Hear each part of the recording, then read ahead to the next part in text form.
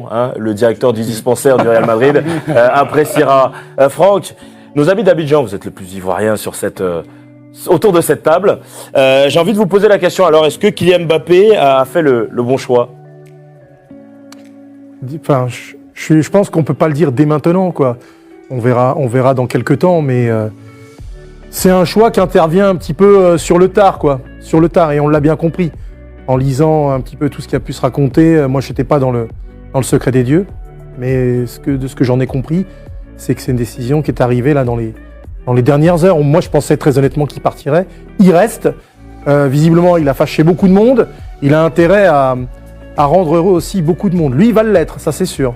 Du point de vue de ses nouvelles prérogatives, on va dire, et sans doute aussi de ses rentrées financières. Je pense qu'il y gagne, mais ce qu'on lui demande de faire, c'est aussi de gagner des titres, et en particulier le plus important. Des émoluments sur lesquels le Paris Saint-Germain n'a pas souhaité communiquer. Il a fait la présentation, enfin il y a eu la présentation lors du dernier match de championnat où il a évoqué ce choix, mais il y a eu une conférence de presse aujourd'hui en début d'après-midi et il est revenu sur les raisons de sa prolongation de contrat au Paris Saint-Germain. Écoutez.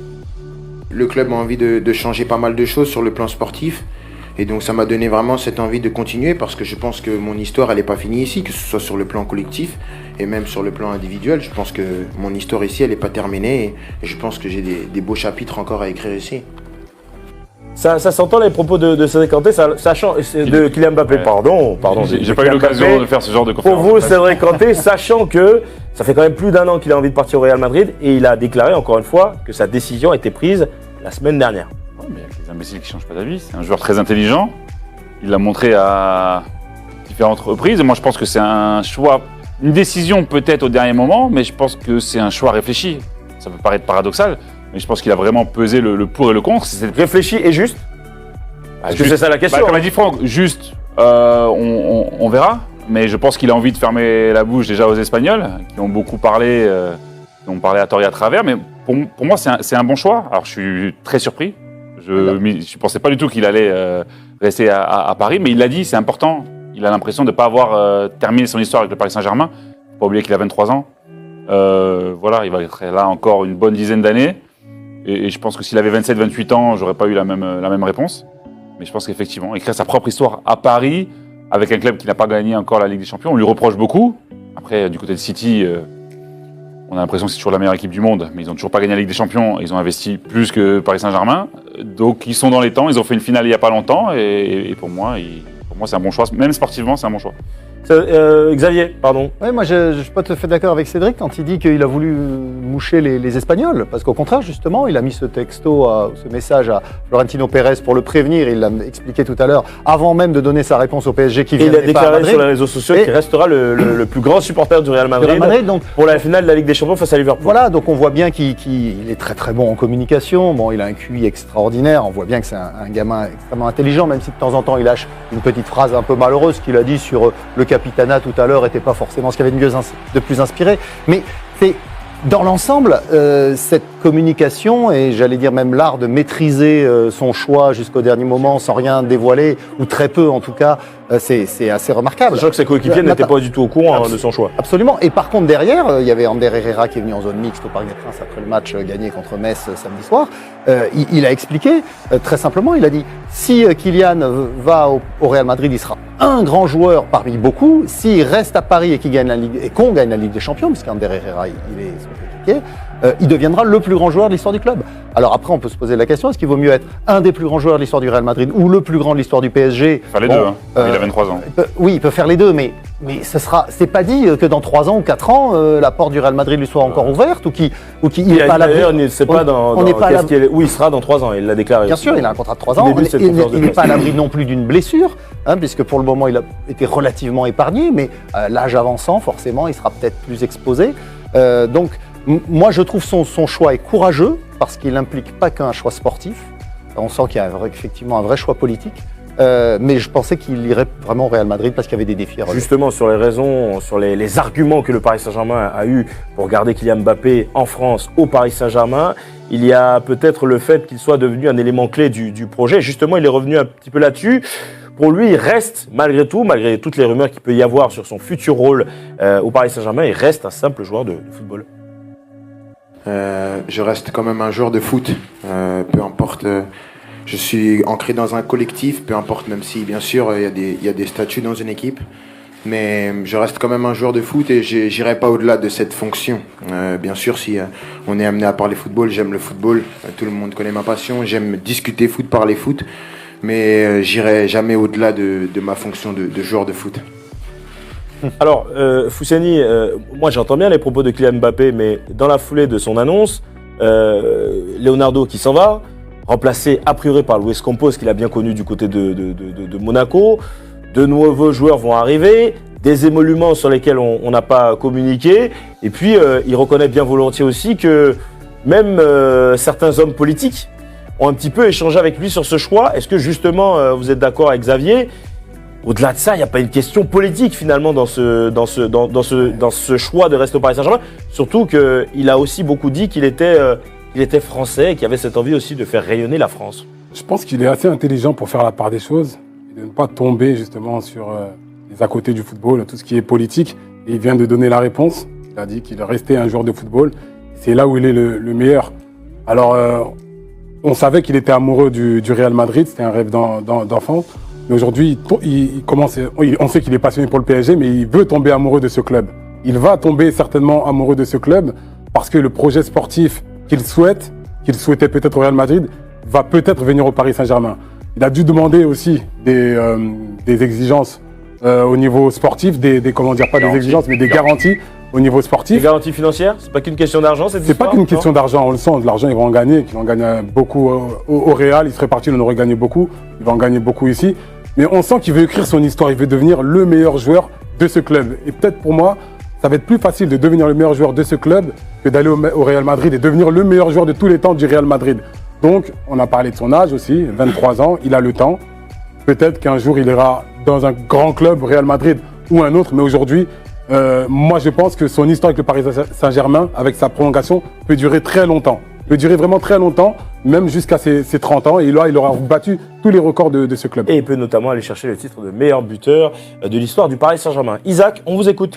Beaucoup de commentaires, bien évidemment, sur ce thème. Je vais vous en sortir quelques-uns. Alors, d'un côté, ceux qui pensent que c'est un mauvais choix, Moses nous dit il a déjà tout prouvé en Ligue 1. Au niveau du challenge, ça aurait été intéressant de le voir au Real Madrid. Comme Gras nous dit, il a commis une grosse erreur en choisissant de rester. Il a toujours rêvé de jouer pour le Real et laisse passer cela, sans doute pour un choix financier. On n'est pas d'accord avec Fousseni. Certains, comme Franck, c'est pas le seul d'ailleurs, qui estime que l'aspect financier est peut-être rentré dans tout ça. Dienne est un peu plus mesuré. Il dit il aura 26 ans en 2025, donc il aura le temps peut-être d'aller au Real Madrid plus tard. Et d'autres comme Harold nous disent le PSG n'a pas encore gagné la Ligue des Champions. Mbappé entrera dans l'histoire s'il y a victoire au bout. Amadou également nous dit il y a un nouveau projet à Paris et il peut l'incarner. Justement par rapport à ça, lorsqu'il y a encore des joueurs comme Messi, comme Neymar, certains joueurs qui vont être durs à faire partir du côté du PSG, est-ce que finalement les nouvelles arrivées et les départs qu'on prévoit, ça ne sera pas plus difficile qu'il n'y paraît pour se séparer de certains joueurs notamment? C'est pour ça que le choix de l'entraîneur va être déterminant. Et c'est ce que tout le monde attend maintenant. Parce que jusqu'à présent, les entraîneurs qui se sont succédés, ils avaient une obligation, c'est de faire jouer les stars qui étaient achetées très cher. Donc Neymar acheté 222 millions d'euros il y a 5 ans déjà. Messi qui est venu l'été dernier. Entre-temps, il y avait aussi Di Maria, même s'il n'était pas toujours titulaire. Donc vous êtes obligé de les faire jouer. Donc c'est compliqué après de faire votre équipe et de créer de l'émulation au sein de votre groupe. Donc il faut un entraîneur qui soit au-dessus de ses choix de joueurs. Donc à l'évidence, Tourelle n'y était pas trop arrivé, enfin peut-être moins mal que d'autres, mais bon. Quand même, il lui manquait juste à gagner la Ligue des Champions. Oui, c'est peut-être celui qui a été un pas de la Ligue des Champions. C'est celui qui s'en est peut-être le mieux sorti. Pochettino cette saison et même déjà un peu la précédente, ça a été raté. Donc quel entraîneur va pouvoir imposer sa patte sur cet effectif? Alors ce nouveau projet qu'évoque Kylian Mbappé, on imagine bien qu'il n'a pas signé sans ces garanties-là, mais elle passe déjà par le choix d'un entraîneur. Alors il y a plusieurs noms qui circulent, on a parlé de Zidane, on parle maintenant de Christophe Galtier. C'est l'entraîneur, l'entraîneur ou Sergio Conceição de Porto, l'entraîneur qui va dire Messi aujourd'hui t'es remplaçant ou Neymar aujourd'hui t'es remplaçant. Voilà ce qu'il va falloir parce qu'on va faire tourner, et c'est là qu'on verra effectivement si cette nouvelle politique qu'évoque Kylian Mbappé est mise en place. Bon, ça paraît compliqué, mais Cédric, surtout, moi, ce que j'aimerais savoir, quand on parle de garanties, pour vous, quelles pourraient être ces garanties au-delà de l'argent? Parce que je pense que quand on entend, enfin, il y a eu beaucoup de rumeurs sur lesquelles, encore une fois, le PSG n'a pas souhaité s'exprimer. Quand on entend les chiffres, évoqués, c'est difficile de dire non quand même. On peut pas lui reprocher d'avoir dit non au montant qui a été proposé par la direction du Paris Saint-Germain. Non, mais comme l'a dit Fous, je pense que c'est question d'argent. À 23 ans, vu ce qu'il touche, je pense que dans 2 ans, il va toucher plus en sponsor qu'en salaire. Je pense pas que c'est ça qui a fait la différence, honnêtement. Mais sur les garanties, alors il y a déjà un choix fort avec le départ de Leonardo. C'est quand même lui qui met en place toute la politique sportive. Donc il a déjà la garantie que ce ne sera pas la politique qui a été menée par Leonardo. Je pense que c'est ça qui a été l'argument principal pour Mbappé. Je sais que vous n'avez pas forcément les meilleures relations. Il y a une personne proche qu'il a connue à Monaco qui va sans doute venir. Donc dans tout le projet, c'est quand même essentiel. Il a dit qu'il veut rester joueur de foot. Évidemment que c'est un choix politique. Il a déjà, c'est un symbole pour la France, pour tout le monde, pour le rayonnement du pays. On dépasse le football depuis longtemps avec Kylian Mbappé, avec sa prolongation encore plus. Ce soir au JT. Hein. Oui, Mais voilà, quand on est aux 20h au JT, on n'est pas qu'un joueur de foot. Non, mais voilà. justement, c'est vrai qu'on va mettre les pieds dans le plat. On comprend bien d'une certaine façon, avec ce qui s'est passé avec Leonardo, qu'il risque d'avoir un droit de veto. Il le dit pas, mais il peut très bien. Xavier le disait à l'instant, c'est quelqu'un qui est un excellent communicateur.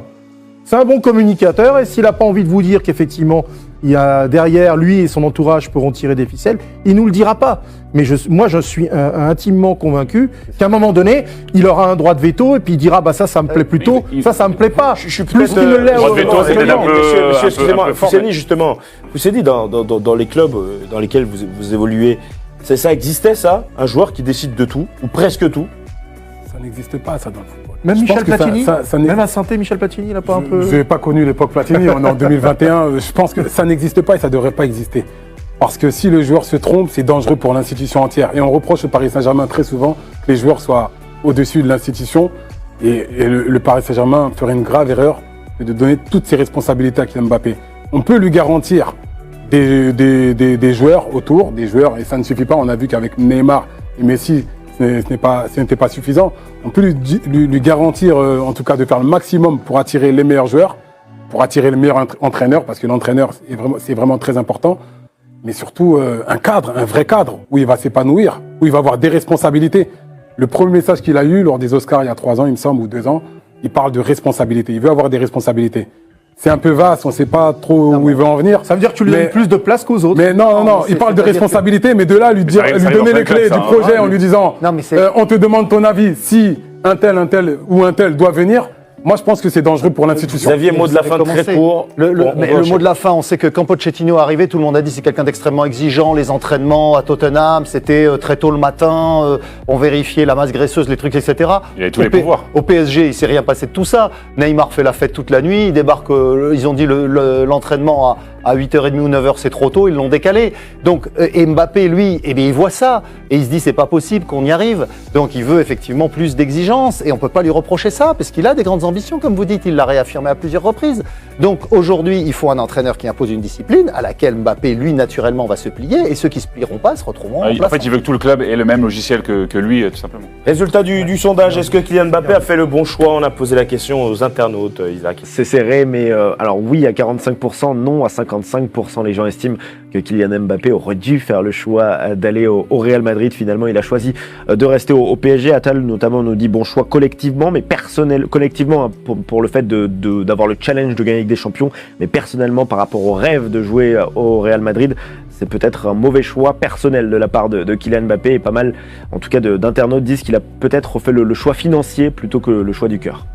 Je crois qu'il y a beaucoup de supporters du Real Madrid. Beaucoup de Oui, supporters c'est du Real ça, Madrid c'est qui ça, ont ouais. beaucoup voté déçus.